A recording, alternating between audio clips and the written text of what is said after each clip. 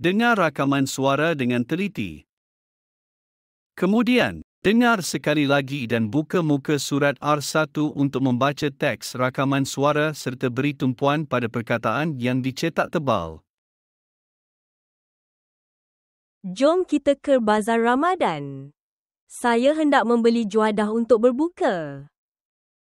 Jom, tapi ingat Syahira, sebelum membeli makanan, kita harus memastikan pengendali makanan di sesebuah gerai itu mengamalkan ciri-ciri kebersihan yang betul. Bagaimanakah ciri-ciri pengendali makanan yang baik? Pengendali makanan perlu memastikan tangan sentiasa bersih dan kuku sentiasa pendek semasa mengendalikan makanan. Mereka juga harus memakai apron dan pakaian yang bersih.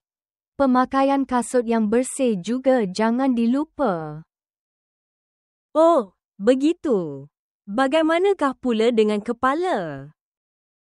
Mereka harus memakai topi atau penutup kepala untuk mengelakkan rambut jatuh ke dalam makanan.